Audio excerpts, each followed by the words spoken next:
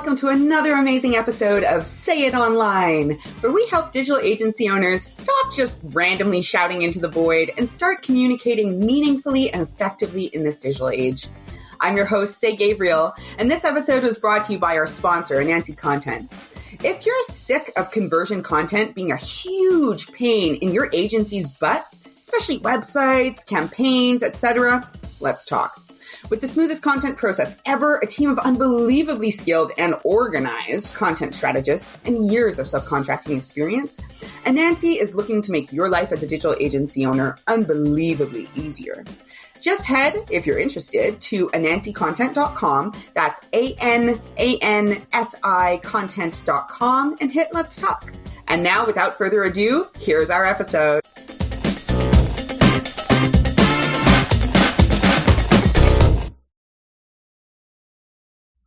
We are back with another episode of Digital Agency Real Talk with myself, Say Gabriel, and Celene Hogue, my Chief of Ops.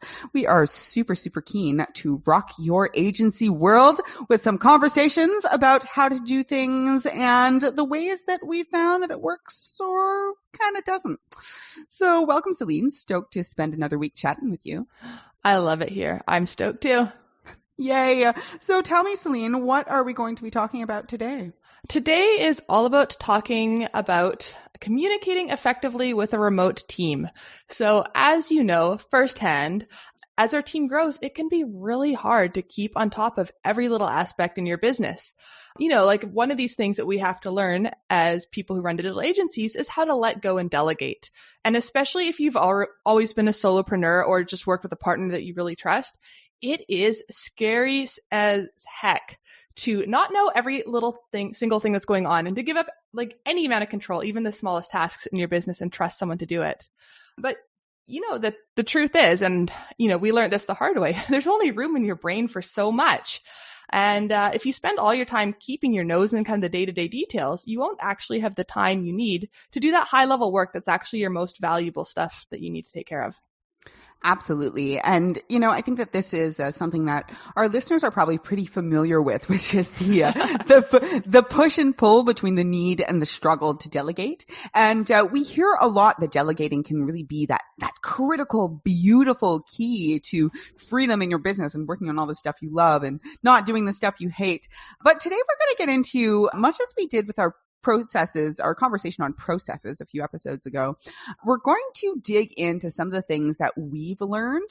And we're going to do a little bit of a back and forth again, where Celine's going to approach it from kind of, you know, the more typical things that you hear or may already know about managing a remote team. And I'm going to get kind of practical about where we've seen that either working or not working, and some kind of workarounds or different things that you can do to maybe massage things if you're feeling stuck. Yeah, and as our listeners may or may not know, we actually went through this ourselves over the past couple of years, where we scaled from a team of 2 to now we actually have a team of 8. And if you don't have those processes in place to make sure everyone's communicating, it can really become this unwieldy beast of, you know, 8 literal heads who aren't talking to each other and nobody knows what's going on. So what we've kind of really found is that the more systems and processes you have in place for getting the important updates, any kind of critical information, the more you can actually feel secure in letting your team handle things, because you know you'll be kept in the loop on what actually matters, so you can kind of let the little things go. For sure. And I actually want to jump in here a little bit, because I've really found that it can be easy to hear this and think that, oh yeah, I'll feel secure because there will be no problems or there won't be any fires to put out or things like that. And I really want to just specify here that being kept in the loop is not feeling confident that there will never be any problems. It's feeling confident that problems will either make their way to your attention or be brought up or addressed or dealt with before they become crazy emergency fires. It's really, like, once again, like, the strength of your business and your delegation is not the absence of problems, but your capacity to manage the flow of problems effectively in a way that actually helps you guys. That's so true. One of my worst nightmares, which thankfully has never come true, is that like one day I'll just hear of this huge, massive, insanely like drawn out problem that's been this huge problem forever that I somehow didn't know about. But of course, because, you know, we're really good at communicating, that's never happened, but it's always one of those things. I'm just like, and yeah, but we put these things in place. We've never had this happen. So we're going to talk about what these things that I keep talking about are that hopefully They're kind of like tripwires. I know Yeah. we've said the word like systems and processes. I know those words are words we say a lot. They can be a little bit scary, but these are like the guide rails or the tripwires that kind of let you remain connected and in control, and let the team remain connected and in control with each other. Yes, exactly. That's a great analogy. So the first kind of tripwire that we have is we have weekly touch points. So we make sure that there's specific times that are set in that we're always talking to each other about the same things. So what we use is EOS Entrepreneurial Operating System, if you're familiar with Traction. And one of the things that they have in this kind of system is weekly, they're called L10 meetings, but they're basically weekly meetings. And we have a single meeting that's kind of an all hands on deck meeting that covers projects, plus we kind of update everyone on marketing, admin, sales, those sorts of things. And we also have these meetings for each branch of the company. So we have one for admin, we have one for sales, we have one for marketing, and we also have one for leadership. So one of the really great things about these meetings is that we don't actually have everyone attending a million meetings that aren't relevant to them. We have one meeting a week that's everyone's there, everyone's kept on the same page. And then throughout the week, the right people are meeting at the right times to talk about the most relevant things to them. Yeah. This is really big, these L10 meetings. This has been a journey for us, and I want to start by saying, if you're not familiar with the entrepreneurial operating system, the point of these L10 meetings is actually to reduce the overall amount of meetings that you need, and to make sure that the meetings that you do have are productive and effective, instead of just people sitting around. I think we've all seen that meme, there goes another meeting that could have been an email. So the whole point of this kind of meeting structure is to make sure that meetings are fairly well defined in terms of how they flow and what is covered, in such a way that at the end of it, you have moved everyone forward in terms of clarity and understanding, instead of going around in circles. So I think this kind of question has come up for us, how many meetings is the right amount of meetings? We've gone from, when we were more of a team of 2 or 3, one single all hands on deck meeting, to kind of trying to split that up towards maybe everyone else and leadership and all these different kinds of approaches. And I think that the way this looks for you and your company, listeners, will really depend on, number one, the size, number two, the structure. And by structure, I mean layout, right? But it should be very, very obvious when one of these meetings is needed. At least for us, we only started doing sales and marketing L10s when we started having people in those seats, and management started to have the need, not management, sorry, leadership, leadership started to have a need to kind of keep a finger on these goals and perspectives and what's going on, without needing everyone to be involved, So it kind of started to become apparent when those meetings were necessary. What are some of your kind of biggest kind of practical takeaways from the evolution of our L10 meetings, Celene? One is, for anyone, again, who isn't familiar with the L10 meeting, even if you don't want to follow EOS system, I suggest looking up these meetings because they're super effective in their structure. And I mean, we've kind of adapted it a bit to what works best for us. But one of the best things about this meeting is it has a specific flow. So we kind of have this segue. We have 5 minutes where we kind of chat and catch up, and it's fun. Then we go through a scorecard, which I'm going to talk about later. We have all different things, but kind of the key ones, especially for our all hands on deck team meeting, is we have updates from each branch of the company. Then we go through our projects. In some of our meetings, we talk about our current priorities, like what are the big things we're focusing on right now? Let's get an update on our top 3 big things. Headlines, is there anything that we need to relay to each other that's happened throughout the week? And then we have our issues list where people dump all their issues on that are things that can't just be solved in a minute or two. And then we talk through those. So it's, having that specific structure is really good. And also having recordings and notes. So I'm obviously super obsessive. I take ridiculous amounts of notes. And so if someone happens to miss a meeting and they want to know what's going on, they have the recording they can watch, and they can also reference the notes. So even if they're not able to make the meeting, they still have a really clear idea of what's going on with that branch of the business. Yeah, and I want to mention here, as someone who has sat through a lot of unproductive meetings, that all of these updates that we do really are in that kind of headline form, in that we keep them to a few sentences. And the entire, even though we have eight people on our all hands on deck meeting, it usually doesn't take more than half an hour for all 8 of those people to go through kind of their business best, their personal best, for the strategists to go through the active projects, for us to get a sales and marketing update. And usually we have a we schedule these meetings for about an hour and a half, and usually we have a full hour to spend prioritizing and pulling apart issues. Sometimes it goes a little bit longer, especially if we haven't met for a few weeks or something like that. Quite often we use the kind of issue solving track to do some sort of training or group exercise. But I think the key here is that efficiency. It's very tempting to fill the amount of time that you set for a meeting. If you give yourself constraints for a shorter amount of time to cover things, we found that you tend to cover them in a shorter amount of time, and then people are more energized to take action outside of the meeting instead of wasting all their energy there on the call. So true. And I mean, I always try and keep our meetings short if we can get it done in less time. Sometimes we have these great productive meetings. We get so much done. We end up having 3 to 5 huge things that we're going to suddenly start working on. I'll say, hey, let's cut it off here. We've covered a lot. Let's not distract ourselves by adding more stuff on our plates.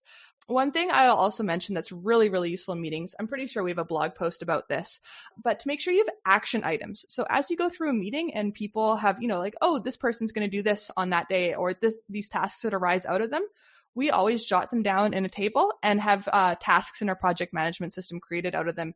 And we check back in next week, so there's accountability. So nobody forgets by the end of the meeting what they said they do at the beginning, because it's all written out to reference. Yeah, and I want to specify here, because this is something that I leveraged when I used to do a lot of nonprofit work and, chair meetings and be on boards and that kind of stuff, pre-Anansi for the most part, is even if you don't have a project management system, really just creating a super simple table. And, maybe we could even share in the show notes one of our templates for just a simple meeting template. We have a few different ones. We have ones for weekly meetings, kind of with partners. We have ones that are internal. But the kind of key thing that I found is just simple 3-column table: who, what, and when. Who is going to do it? What is that action, and when is it going to be done by? And taking 5 minutes at the end of the meeting to just be like, hey, I'm going to go back over this table with you guys and just make sure we're all on the same page about the action items. Sometimes when you're in the flow of a meeting, you just get so excited about what's happening, and you get that little kind of dopamine, reaction or rush from saying that you're going to do the thing, that it can totally slip you guys' minds to actually create some accountability around those action items. And if you don't have a project management system or anything, just straight up following up the meeting by sending out a message to all the people who were there that just has a copy paste of those action items in the email itself, not linked in the notes. That way, anyone who opens the email can just see those action items right there. And I found that, once again, a lot of my consulting clients, partners we've worked with, don't necessarily have the infrastructure for, making sure everything becomes a task right away. But let me tell you, you will wow your clients just with this one simple thing. It really works. I can't recommend it enough. Just take 10 minutes after the meeting to just wrap it up and send the email. It'll make a difference, I promise. It really does. And I mean, even if some of these things don't end up happening, that's why you can reference them at your next meeting and hold people accountable. Hey, did you get this done? No, why not? And then they'll feel that little mini niggle of shame that'll spur them to do it immediately after the meeting. Yeah, I want to specify though that this isn't about shaming anybody, you're not actively trying to shame anybody here, but literally just pulling out the list at the beginning of the meeting and being okay, just checking it over. And just asking that question and knowing that the question is going to be asked. And if you didn't get it done, asking the question why. And okay, what do we do about it? Do we delegate it? Do we reschedule the due date? Do we change the task that's needed? That process will make sure it doesn't get forgotten by the wayside, but it definitely, without you needing to be mean or glare at anyone or anything, creates a lot more accountability for stuff getting done. Mm-hmm. And the very last thing I just want to mention about team meetings, that is very effective is having cascading messages. So is there someone who wasn't at the meeting, but something that came up was relevant to them? Make sure you make a note to pass that on. For example, I lead our sales and marketing and admin meetings. Say's not there, but she's not freaking out wondering what she's missing out on, because she knows if there's an important message, I'll pass it along to her, or someone else who's at the meeting will pass it along to her. So she's always kept in the loop. Yeah, and I want to note here that this was where if you do have someone in your team that's kind of that operations director, that chief of ops kind of role, the integrator, so to speak, if you're a fan of EOS or Traction, a huge part of that role, there's this saying that they are the integrator because they, or you, Celene, are meant to integrate the different arms of the business. But just like this term culture, I've heard that a lot without necessarily fully understanding what it means. And in the last few months, as we have really embraced decentralizing our leadership and making sure that each of the branches of the business is fully empowered to make decisions and make decisions and take leadership in their own area, we found that Celene's role, that integrator role, a critical part of it is the cascading messages. It's easier said than done. Oh yeah, we'll just let that person know this thing. But being able to kind of understand which information needs to go to which person and how action needs to be taken on that. Once you get bigger than a team of, let's say, 5, I find that starts to become a lot more critical, right? I tried to attend most of the meetings at first, or even lead them, because I have a lot of expertise. But the reality is that that's not the best use of my time. I could, once again, spend 15 minutes, half an hour in these sessions with all these different people. Or someone whose specialty it is can let me know when there's something that very specifically needs my attention, when there's a meeting I very specifically need to attend, or when I need to meet with someone else to work through an issue. And that's really important. And that didn't have that same weight or importance as a smaller company. So if you are a company that is kind of growing in terms of people and are finding yourself passing that, 3, 4, 5 mark into the 5 to 10 or even 10 and above, I think this is just something really important to keep in mind. Mm-hmm. Yeah, actually, one last thing before we move on from weekly, I did an interview with Jen recently, and the two of us were at a conference, and just in the last few weeks. And one of the things that we really heard from people was this kind of awe at how we keep the team not just connected on a logical level, but connected in terms of creating a warm environment. So before we just leave kind of the weekly touch points behind, Celene, can you spend a moment touching on what sorts of things we do to help people feel connected, like human to human, not just, logistics to need to know? Yes. I mean, okay, now that you've got me started on this, I feel like this could be its own whole episode. So yeah. I'm going to try and keep it short. So, I mean, since we're talking about weekly meetings, one thing we do at the beginning of every meeting, whether it be, the team meeting or the individual L10 meetings, is we have some sort of segue. So oftentimes it's kind of the business best, personal best, where you get to hear something they're really excited about, in their work from the past week, but also in their personal life. So a lot of time this might be a cute story about one of their pets or kids or what they did or a concert they went to, which kind of helps you get to know them. Sometimes it's a fun thing. Like this morning, my segue was, what is your favorite flavor of ice cream and why? And that kind of went down its own little road, but we also kept it efficient and didn't talk about it too long. So that's kind of at the, at the weekly meetings, we have that, but we also foster a lot of interconnection between different people on our team.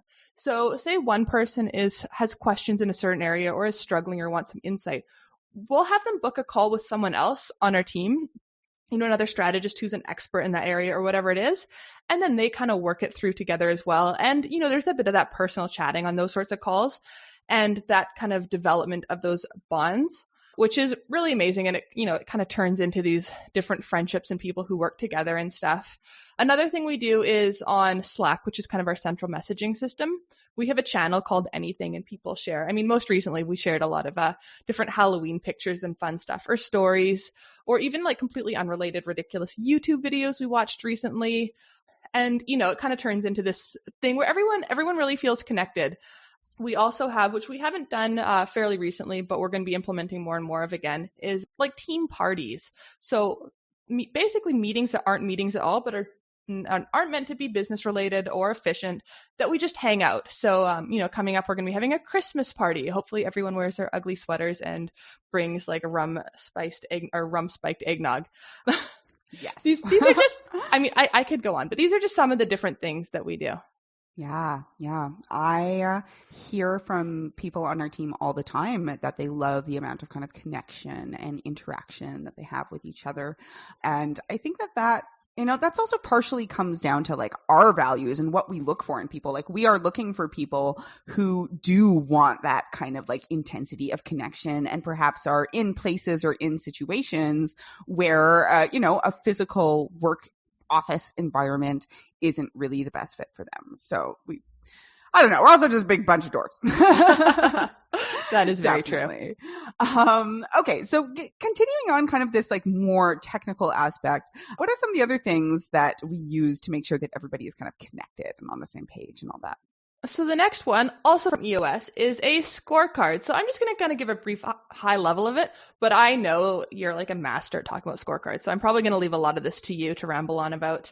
But kind of the purpose of a scorecard, we use a spreadsheet, is to have like maybe 3 or so numbers from each area of your business that you track on a weekly basis to see if you are on track or off track in that area. So kind of the idea behind this is if the owner of a company is away on like a beach somewhere for a month, they can quickly pull up scorecard and see the health of their business at a glance. The specific image that my mentor gave me that I always really love is that very specifically you are drinking, I don't know, in my case, probably a margarita, and, somebody comes up, perhaps a scantily clad, beautiful person who with a great personality with a platter, a silver platter. On that silver platter is a single folded piece of paper. That single folded, heavyweight cardstock, beautiful paper, really just comes with a few numbers on it. 3 to 4 from each area of the business. Honestly, at the high leadership level, it really should just be 3 to 4 numbers, period. And from that folded card, you are able to look at it, open it, and see instantly whether you should order margarita number 3 or whether you should aim for the computer and get back on and make sure that you need to check in with your team because stuff is going down. Anyway, I just like that image. Yeah. And that's kind of one of the main goals of it. Another thing is it helps kind of keep people accountable to the part of the business they're responsible for, and it helps identify issues. So if you see that your number, for, I don't know, let's say it's new projects sold or something, is behind, then you can kind of start looking back in the pipeline, like why is that number low? What's causing that, like identify that issue, and what does that mean for the rest of the business? Does this mean that cash flow is going to be down? You can kind of start to pull apart the pieces of your business and really see how they're interconnected. Yeah, this is really the scorecard. I would say one of its most valuable purposes, which, cute analogy aside, is really an early warning sign, early warning series of tripwires or signs. And, one of the big things we did in the last quarter or two was overhaul our scorecards because the goal is that you should be using them to make decisions based on data, not just kind of your gut and your intuition. I know that you as an entrepreneur, your gut or your intuition, dear listener, has like taken you so far. Me too. That being said, once you get out of that kind of like, explosive newness and basically the way to take the training wheels off is really to make sure that you are considering the data. And this forces you to consider which pieces of data are relevant and which pieces of data are relevant soon enough to let you take action. This ties into a concept some of you guys may be familiar with called leading and lagging indicators. So this is a concept that took me quite a while to wrap my head around.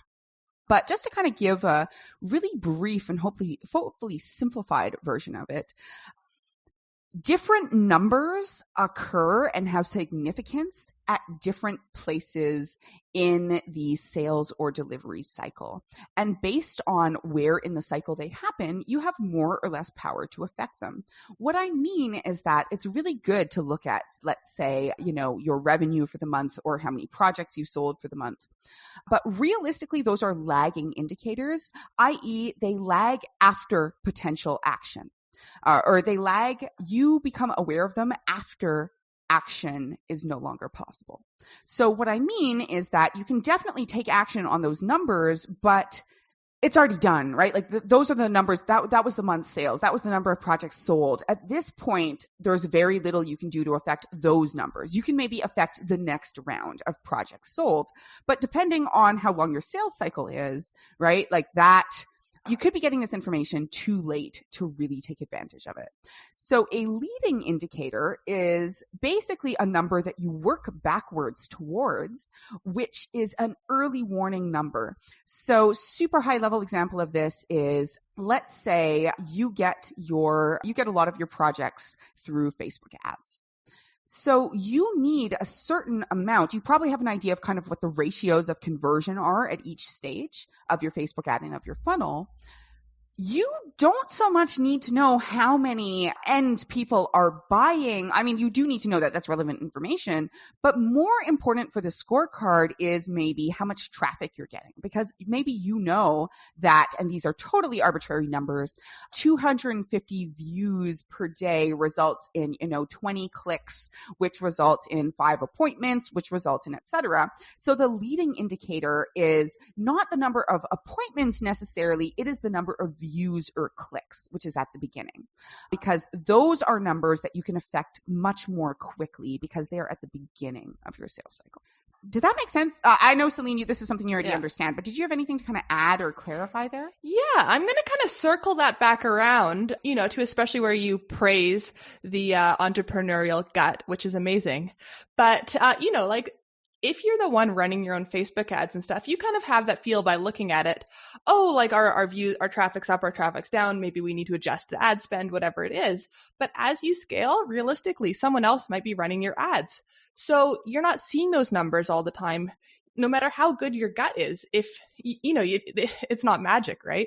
So you won't necessarily know. So having those numbers on a scorecard lets you see, in this case, like the efficacy of the ads without having to be in the weeds of it. Yeah, it lets you leverage your expertise without needing to get dragged down in management all the time. Not that there's anything wrong with management, but as Celene and I have discovered, which is that if I, for example, am spending all of my time managing the team, I don't really have time to do the kind of high-level partnerships and big improvements and to work on the important but not urgent stuff that really does drive the business forward. Almost all of our giant leaps and bounds forward in terms of the success of our delivery, the success of our marketing, how much value we're delivering for people have come from those important but not urgent kind of shifts or big opportunities I've been able to take advantage of because I'm not stuck managing every little thing at every moment. Yeah, exactly what you said. And I mean, what's, part of scaling is so you can start taking hats off. So if you're taking all these hats off, but then you're putting like a bunch of management hats back on, you kind of have like a net zero gain. You're still stressed and overworked and all these things that you really don't want to be. Oh, it's so true. And I will say this, as someone who has successfully kind of taken off quite a few hats and focused my role within the business in the last year or two. And of course, it's still a work in progress. There is always more work to do. Like there is always, when I take off one hat, there's always another hat that I could put back on if I want to. And there's always something that I, get into my head that I am like the best or only person who can deal with it. And the answer is usually that that's actually not true. It's easy to kind of fool yourself that way because in the beginning you were the person who could do everything. But if you can put your energy and get support if you need to in figuring out kind of what these data points are, how you can have other people ask the meaningful questions so that you are just notified or tripwired, so to speak, when you need to be, that leaves a lot of space for magical things to happen, but also a lot of space to get sucked back in if you're not careful. Yeah. And I just want to be clear on one last little thing before we move on. It's not all about just like a tripwire for red flag things. Sometimes scorecard lets you know about all the really good things that are coming up or exciting and that still might need changes. For example, if suddenly you notice, using this kind of same Facebook ad analogy, your traffic has like quintupled, you're going to have a lot of projects coming in soon. You better make sure that your processes are dialed in. You have the capacity to handle it. Or, maybe one of your indicators is like blog views or something. And this, this happened to us recently where one week we noticed like a huge spike in our blog clicks. And so we're like, oh, what post was that appealed to our audience? Like, how can we make more of this? How can we replicate the success? Because we had the numbers where we could kind of see that little blip. Yeah, absolutely. Basically, again, just to reiterate, data. This gives you data to work with. And making decisions based on data is really, really scary and weird at first, but it's really freaking magical. I will say this. I don't know. As a former stats major, it's like making decisions based on my gut seems terrifying, and I'm all about data. I think that's why we make a good team, because you respect my gut and I respect your data. Yeah. So I'm going to move us along to kind of our next touch point that we have. So this, I'll start by saying this may be more or less relevant depending on your structure and how you run your business, but it's a project management system. So the kind of in this context, it's kind of similar to Scorecard, where anyone can kind of check in on various projects, internal or external, and see where they're at. So this actually isn't something that we use as much, because we're only 8 people. We have 4 strategists who are handling projects, and we're always communicating every week. But this can be pretty useful for larger teams, especially if you have like contractors, like a contractor team of developers or something, where you're not necessarily meeting with them as much because they're subcontractors, where you can see like where a project is at, what steps have been completed. That way, if a client messages you, be like, oh, where's this at? You can actually take a quick look and see exactly where it is and, and let them know. Yep. We also, and I know we've referenced this on other episodes, we often use our project management system as a central resource for people to find the processes that they need. We do have a resource index, which is a sheet that people can search for templates, processes, etc. But this puts them in the context of what steps need to be completed to get a project done. And that is a lot easier for people to find a lot of the time, especially if they're new and you're just training them and making them dig through outside sheets and stuff. Yeah. And, also, again, this isn't something that we use it for as much, but managing deadlines. So say you have a bunch of projects going on and you want to be able to see if they're on track and if they're meeting their deadlines, so that if, things are getting delayed, you can light a fire under your team's butt. Our strategists are incredible at managing their time and meeting deadlines, and they don't need that micromanaging from us. So we don't really use this feature. But if you have lots of projects going on and you need to be able to see when they're delayed so that you can do your kind of like, not gavel thing and kind of, bang it down and get their attention, then you have that. But again, this is not something that we use or use it for necessarily, but it can be a really powerful tool. Yeah, and we have used it for deadlines in the past. Like certainly when it was me doing a lot of the project work, that was really important. But this, something we reference a lot, again, something that I got from my mentor, Brent Weber, or my mentor of many years, is this whole people before processes, before tools. Arrange your communication and your tools and your processes around the right people and their needs rather than vice versa, right? We could force our strategists into kind of the deadline system that we were using before when we brought them on. But the reality is that that's not their biggest skill set, is, working a project management system, right? Like all of them are very, very good, as we've said, at kind of managing deadlines and keeping people accountable and keeping things clear. But mostly we just have them report back at a high level to the admin team and make sure that it's just reflected in the PM system based on, again, what the people need, which the people, we just, as Celene said, need to be able to go in and see where a project's at and make sure that everything's on point. Yeah, so this kind of is a good segue into our next kind of thing, so to speak, which is having the right people in the first place. So I feel like obviously this is important in any workplace to have the right people, but especially with a remote team, it's even more important than ever that you have people that you can trust to, not only get their work done without looking over their shoulder all day, but to actually communicate to you if and when there are any issues and reach out for help. Yeah, totally agreed, right? It's not about having no problems at all. It's about having the right systems to address and manage problems as they come up before they become storms of poop. Yeah. And obviously we've done a lot of talking about the right people, how to find the right people, screen the right people, nurture the right people. I just want to say that, reaffirm that when we say people, we include your contractors. Depending on kind of the levels of engagement that you have with your in-house team versus contractors versus et cetera, all of them are going to make a difference. We have worked with people, with contractors who were incredible at what they do, but just not a good fit for us. In the same way, when we talk about all of these things that we do, like segues or meetings and etc., we, even the staff meetings, stuff like that, like we definitely invite our contractors who are closer to us and work more intimately with us. And we invite them to bring their outside lives and their other work into it, in the sense that we don't like pretend it doesn't exist, right? When they share their business best, they can share their business best for what's going on in other parts of their life, because we want to, other, businessy parts of their life, because we have chosen these people very specifically and we want them to be engaged as well. So true. And, and I could go on forever, and you hear me mention at least once an episode how much I love our team. And our entire team, they're all very good at communicating. And especially the people who, like to some degree, the strategists, for example, work a bit more independently. And we have kind of independent ways to collect feedback. So we always know, we trust them. We know they're doing their job and they're doing great. And we get the weekly updates from them. But there are other parts of your team, for example, if you have, a VA or someone, that it's super, super, super important to find someone who is really good at communicating. Because some people, like this doesn't mean they're bad employees, but it's just, it's not in their skill set to communicate or in their kind of intrinsic nature. And it's not really suited to remote work. An example would be like we had a previous VA and they never like communicated what they were doing or what they were working on, or they'd never update when they got stuff done.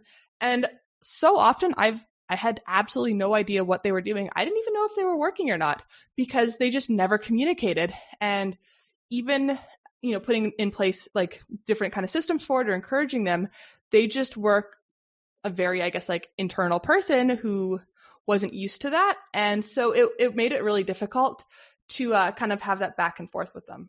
Yeah. And I want to specify here, once again, kind of that real talk aspect. Let's get practical about this. Communicating can mean a lot of different things. Obviously, we are a team of writers. It can be very tempting to think that everything we do is a brilliantly long, written thing.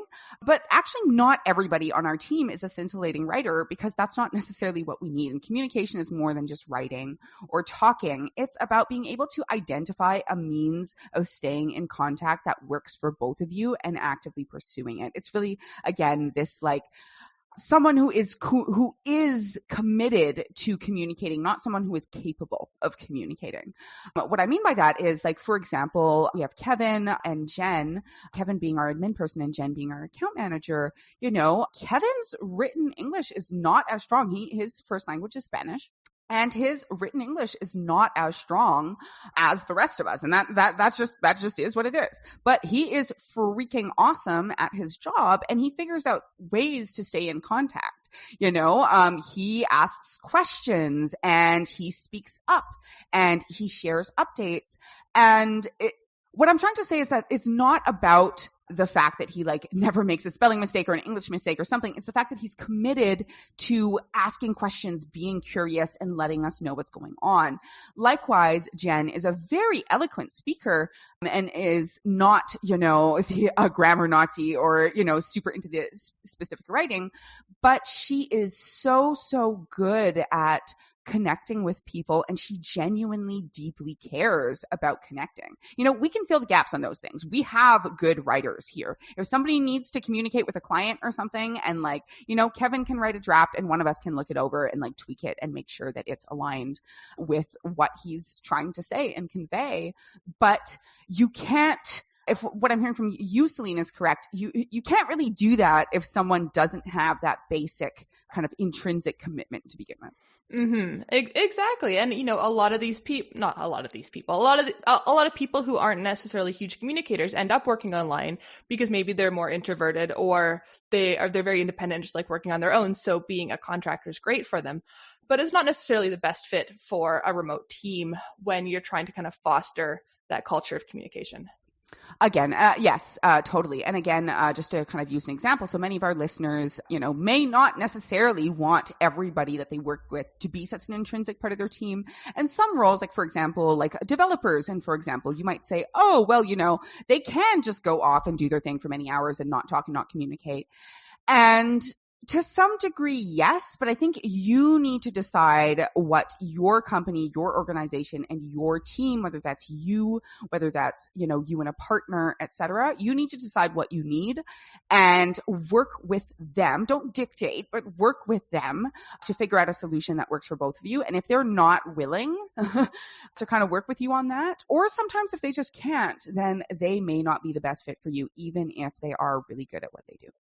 Yes. And so I know we've kind of been tickling around the edges of this already in the last minute or two, but this is kind of the last thing, is like implementing that culture of communication. And I know we talked about this in our previous episode on processes, but when you have kind of systems in place, whether it be scorecard or weekly meetings or project management systems, these are only as effective as when people actually use them.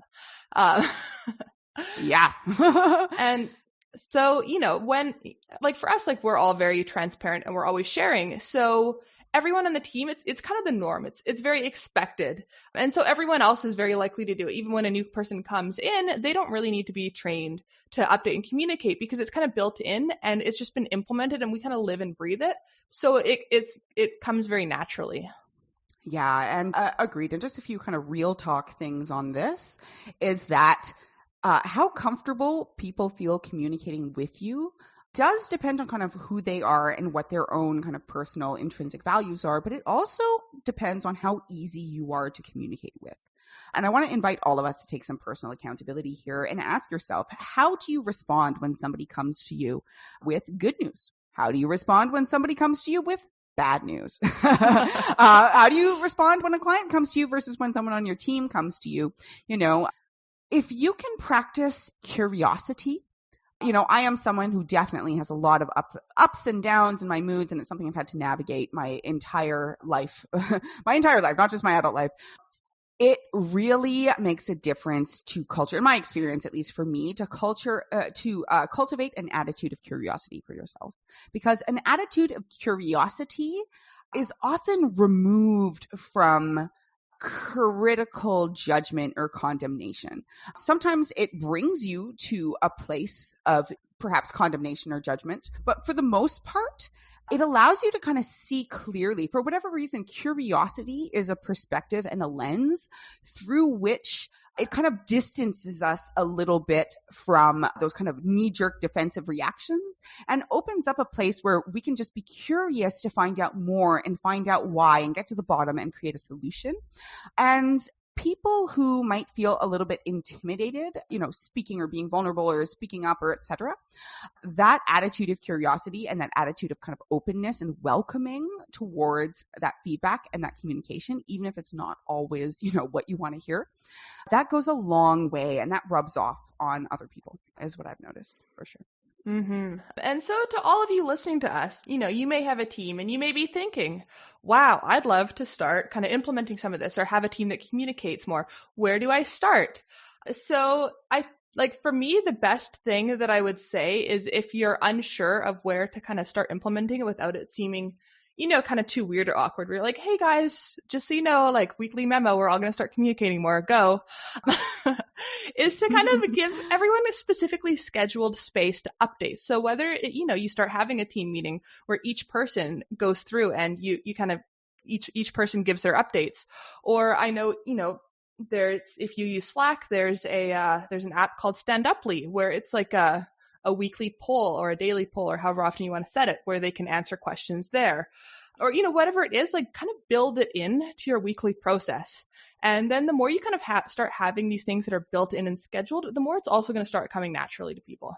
Agreed. And as with all things, I recommend that you pick one thing and start with it. See how it goes, adapt it, make it better. Don't try and start with scorecard and a weekly meeting and this and that. These are all things that we have brought in, even if you are a fan of EOS and reading traction, all that kind of stuff.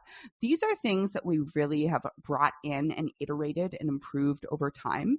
And much like with our processes discussion, if you guys caught that, if you didn't, definitely go check it out. Start small, start simple, make it effective, and let yourself see those results and kind of tweak until you get those results, and then move on to something else. There's a lot here, and it can be tempting to kind of just start changing everything. But if you change a lot of things, it can be hard to see what's effective and what's not. So I would say just start by changing one thing at a time. Yeah. That's really good advice. And that pretty much goes for anything in your life. Like when you're building a habit, like if you want to start running, you don't just be like, oh, I'm going to run a marathon this morning. You do like walking, or you run for 15 seconds, you walk for a minute. And then you maybe do like 10 minutes, 20 minutes, 30 minutes. You build up to it. Agreed. Okay, well, we've covered a few things. And again, this is a little bit more on the kind of technical side of, uniting a remote team, making sure everyone's staying on the same page. Let us know if you'd like us to do an episode on more of the culture of a remote team and helping everyone stay connected as a family. That's definitely something we can dig a lot more into. For now, I just want to kind of do a little recap of the things that we've covered here. So we've talked about how awesome it is to delegate, but some of the real challenges that come from having a team that's not there in the office to connect every day. And some of the things that we've used to address that include some weekly touch points.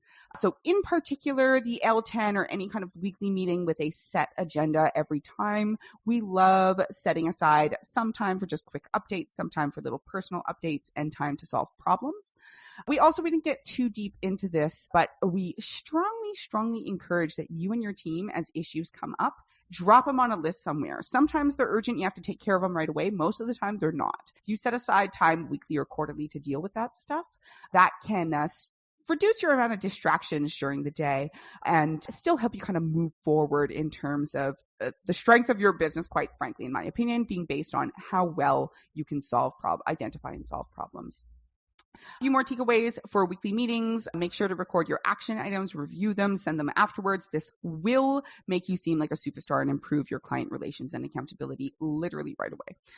And of course, make sure that only the people who need to attend a meeting are there and you're not wasting people's times with meetings. Moving through some other stuff. So scorecard, making sure that you are making decisions based on data, not just on your gut, especially as you grow and you're looking for a more systematized business that doesn't require your constant attention. And make sure that you're emphasizing leading indicators. So things that will tell you as far ahead of time as possible whether there's a problem that needs to be solved, rather than telling you there was a problem that needed to be solved last month and we need to solve it for next month. I mean, it's a little thing, right? Definitely that too. If you feel confused over leading and lagging indicators, let us know. I'd love to. That's something that just blew my mind when I finally wrapped my mind around it. I just love it. Anyway, so project management systems. So don't overwhelm your team, making sure that you are focused on the people first and then the processes and then the tools. And of course, find, hire, nurture, keep amazing people, the right people, whether they're contractors or in-house. Make sure that you're kind of nurturing and valuing your team. And it's about more than just their skills. It's about their capacity to communicate in a way that works for both of you. Best person in the world, if they can't communicate, then you can't really rely on them, to be honest. Which leads us to a culture of communication. Pick people not who can communicate, but who can't not communicate. I don't know if that makes sense, but really instead of people who are willing to kind of talk and keep you updated, pick people who can't help it. Pick people who are definitely going to come back to you and help you know what's going on. I think as leaders in digital agencies, this is critical for satisfying and making sure that we are delivering the value that we promise. And of course, make sure that you are mirroring the values that you would like to see in people. So if you want a culture of communication, make yourself someone who is easy to communicate with, or at least open to be communicated with. Did I miss anything, Celene? I think that's pretty much it. I feel like we always cover so much ground in these episodes. I always go and feel like, oh, this will be really short, just a couple quick, easy things to talk about. And then, of course, we get talking. And it's like, wow, look at all the stuff we can dig into. Yeah. Well, even as we go through this, I'm like, oh, that could be another episode. That could be another episode. That could be another episode. But for this episode, we want to hear from you. We want to know whether this was helpful for you, whether it was not helpful for you, whether there was stuff in management managing a remote team that maybe you want to hear more about. Or even really if all of this was like, oh, this is all old news. I understand this already. Gosh. Ugh. We want to know that too. We want to know who you are. We want to meet you. Yes. No. We want to hear from you guys because we really care. So feel free to email me or Celene. So my email is say@anansicontent.com. That's say@anansi, ANANSICONTENT.com. Or message Celene. She is CELENE at anansicontent.com. So we've just learned a lot. We want to share it. And we're going to keep sharing it. So tune in next week, or wait, we don't do our Real Talk episodes every week. Tune in next week for another great interview, but tune in next month for another episode of Celene and I's Agency Real Talk. Just subscribe and keep your eyes peeled for our next episode. Yeah, geez. Why didn't I think of that? Hit subscribe, whether it's iTunes. I think they might have retired iTunes. Is it like Apple Music or something now? I don't know. Whichever one is, the Apple. Wherever version. You listen to your podcast, I personally like an app called Podbean. There's Stitcher, Google Play Music, lots of different places. Leave us a review. Leave us a comment. Please subscribe. We would love to hear from you. Thanks, guys. Have a great day.